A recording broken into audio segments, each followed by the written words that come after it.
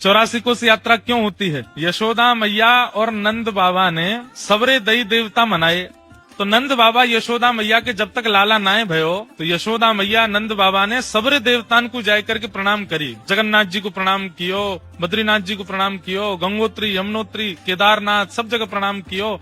जो जो देवता उनको बताते गए सब जगह जाके प्रणाम करते हो। प्रणाम करके कहा मांगते, हमें बालक नाए चाहिए, हमें लाला नाए चाहिए। तो अरे नंद बाबा की 9 लाख गैया हैं, नंद बाबा के बाद उन गैयान की सेवा करवे वालों एक ग्वारिया चाहिए। नंद बाबा के यहाँ इतने संत इतने भक्त आते रहे, नंद बाबा सब संतन की सेवा करें, इनके बाद संतन की सेवा करवे वालों एक सेवक चाहिए। सोचिए, पुत्र की कामना करते रहे, पर पुत्र कैसा चाहिए? गौ सेवक, संत सेवक, भक्त सेवक। तब तीर्थों में जाकर के प्रणाम किया और कहा कि एक लाला है गयो, तो हम वचन दे रहे हैं लाला के संग फिर से तीर्थ में आवेंगे। लोग बाग तीर्थों में जाके ऐसी बोल देते हैं ना मनोकामना, ऐसी नंद बाबा यशोदा मैया ने सब तीर्थन में मनोकामना करी कि एक लाला है जाए, गैयान को सेवक, संतन को सेवक, तो वह लाला के संग हम तीर्थ करवे आवेंगे। ठाकुर जी को जन्म भयो।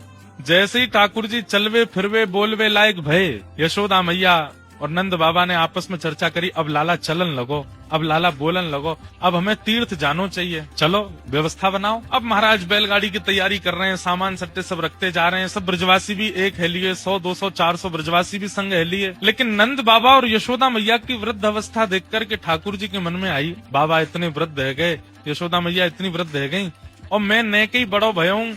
अब ब्रजते बाहर ये तीर्थ करवावे मुकु ले जाएंगे, सालन लग जाएंगे इनको, और जो प्रेम ब्रज में मुकु विस्तारित करनो वो है ना पावे को, कहा करूं। नंद बाबा यशोदा मैया बड़े वृद्ध है गए।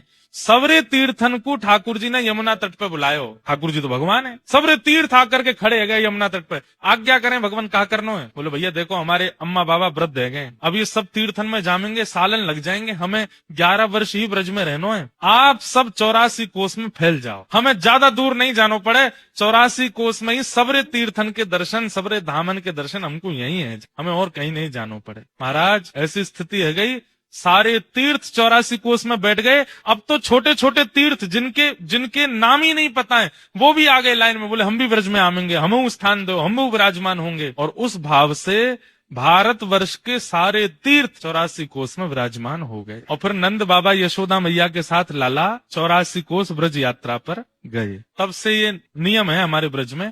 ये अभी कार्तिक का महीना चल रहा है, अभी 84 कोस यात्रा चल रही होगी।